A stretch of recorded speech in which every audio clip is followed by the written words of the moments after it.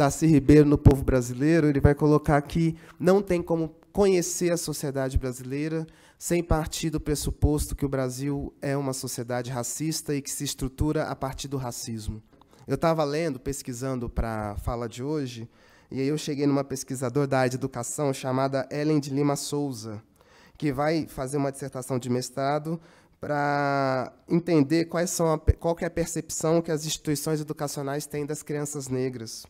E ela vai chegar na conclusão, dentre outros, que as crianças negras são as mais punidas no ambiente educacional. Então, por exemplo, o professor está aplicando uma prova, e aí ele vê uma situação conturbada e pressupõe que está acontecendo uma cola ali, provavelmente, se tiver uma criança negra envolvida, vai partir-se do pressuposto que a criança negra que está gerenciando a cola, que está distribuindo a cola. Não é?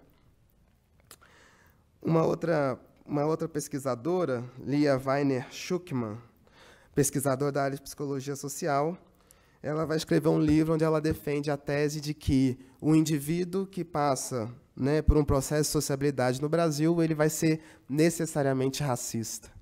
Então, para que ele consiga desconstruir isso internamente, ele precisa ter uma postura ativa, né? Se a gente só respirar, a gente vai repetir, ainda que a gente não queira, práticas racistas.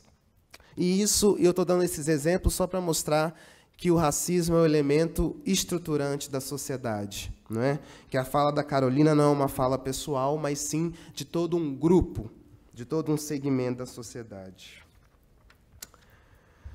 Esse é um primeiro ponto, né, que eu gostaria de trabalhar.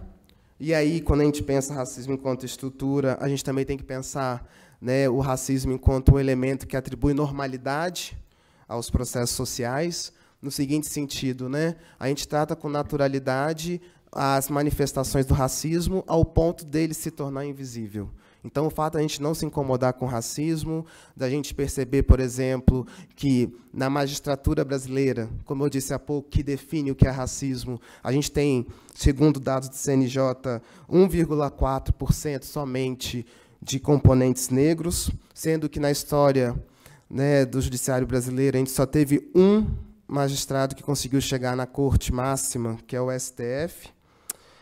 Ao mesmo tempo, a gente trata com naturalidade o fato de que a população carcerária no Brasil, em 67%, é composta por negros. Essa situação, enfim, de novo, ela é estruturada, ela é mantida pelo racismo. Esse é um primeiro ponto que eu acho que é importante ser ressaltado. Um segundo ponto, e aí tentando ser bem rapidinho, né, que é a interface entre racismo e capitalismo. Porque outra coisa que é interessante, né, quando a gente pensa o texto da Carolina Maria de Jesus, é que na escrita dela, no diário, ela repete à exaustão as carências que ela passa para cuidar dos filhos, da vivência dela lá na região da favela do Canindé, que muitas vezes, por exemplo, ela precisou até mesmo pegar comida do lixo para poder se alimentar, para poder alimentar seus filhos. E esse relato é um relato reproduzido à exaustão. Eu, enquanto sociólogo do direito, eu fiquei me perguntando, né, mas por que isso é mantido? Por que é dessa forma? Né? Por que tem que ser assim? Por que a sociedade... Quais são as causas que fazem com que ela mantenha isso, que ela não combata isso, que ela não tente terminar com essa situação tão terrível? E aí, para a gente poder entender isso um pouco melhor, a gente precisa pensar, então, a interface entre racismo e capitalismo. Só para tentar deixar clara a minha fala. Pensar o racismo, e aí eu vou recorrer ao Michel Foucault, que é um autor que particularmente eu gosto muito. O racismo ele tem dois movimentos fundamentais. O primeiro movimento é o da categorização, né? Categorizar. E aí, quando eu categorizo, eu não tenho como finalidade somente descrever algo, mas impor expectativas de comportamento. E, no mesmo sentido, naturalizar diferenças que seriam originariamente culturais. a partir da ideia de raça, né, que vai ser produzida aí muito pelo pensamento eurocêntrico no século XVI, eu consigo naturalizar, olha, determinados indivíduos têm uma tendência à intelectualidade, ao trabalho, ao pensamento, à produção de saberes, dentre outros segmentos, teria uma tendência natural à criminalidade, à selvageria, seriam inferiores. E, a partir daí, dessa categorização, dessa imposição de expectativa de comportamento, eu dou brecha também para o julgamento moral, para eu poder falar, olha, raças são melhores do que outras, raças, determinados sujeitos são superiores, determinados sujeitos são inferiores. Lembrando, né, isso é um discurso, isso não se verifica na prática.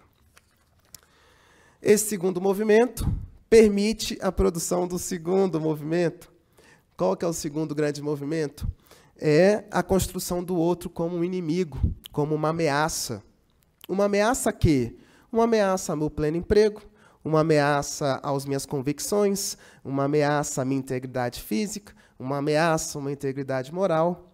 E essa discussão, essa construção do outro como uma ameaça, como inimigo, legitima, autoriza, viabiliza processos de marginalização, processos de exclusão social. E aí é nesse ponto que eu percebo a interface entre o racismo e o capitalismo. Sendo bem sintético, o que a gente percebe? Que o capitalismo, e aí eu vou recorrer a um outro autor, chamado Immanuel Wallerstein, que ele vai falar o seguinte, que o capitalismo ele precisa de um discurso para justificar uma distribuição desigual da divisão social do trabalho, de privilégios, de desigualdades. Num capitalismo que não se sustenta somente com base na mão de obra assalariada, mas também na mão de obra servil, mas também na mão de obra escrava, como que eu sustento quem vai ficar com trabalho criativo, quem vai ser bem remunerado, e no mesmo ponto, na outra ponta da linha produtiva, a gente vai ter um trabalho escravo, a gente vai ter um sujeito subordinado ao trabalho servil. Como que eu fundamento isso? É o argumento do racismo. E aí é nesse movimento que você vê a interface entre racismo e capitalismo. Voltando na Carolina, o que a gente pode afirmar? Que a sociedade ela mantém as suas favelas do Canindé porque ela precisa, numa sociedade estratificada, fazer uma distribuição desigual de privilégios. E aí o argumento do racismo, que, apesar de hoje não ser assumido formalmente pela ciência, pelas instituições de poder, é um discurso que circula, que ainda marca as nossas práticas, as nossas convicções, que marca a interação que a gente tem com nós mesmos, com nossos pares, com o meio social ao qual nós estamos inseridos.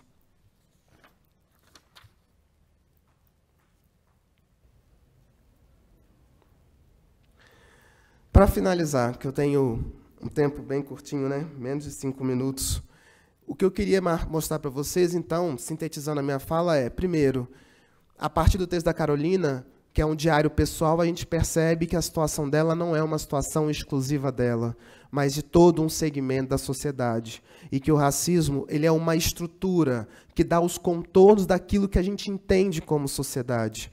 O racismo ele não se resume a um xingamento, a um ato interpessoal, mas é um elemento estruturante da nossa vida em sociedade, das sociedades ocidentais. E esse racismo ele é mantido até como uma forma também de sustentar um sistema produtivo capitalista num contexto de sociedade estratificada. Né? Como o próprio Foucault diz, numa sociedade instituída por relações de poder, eu preciso de algo que justifique isso.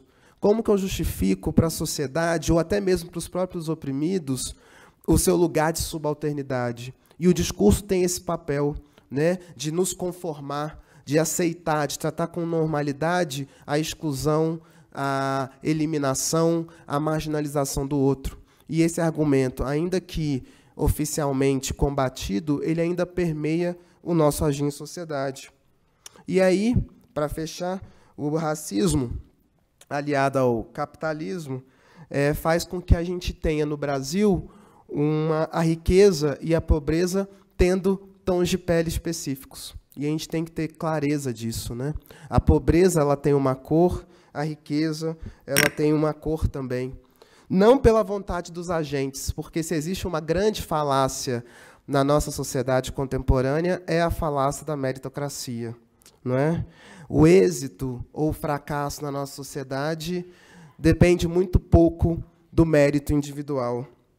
Mas isso acontece porque a nossa sociedade, estruturada pelo racismo e pelo capitalismo, dificulta ao extremo mudanças da nossa configuração social. Eu sei que tentei organizar ao máximo a minha fala. A gente vai ter um espaço para debate posteriormente. Qualquer coisa a gente vai conversando aí. Tá bom? Obrigado, gente, pela atenção.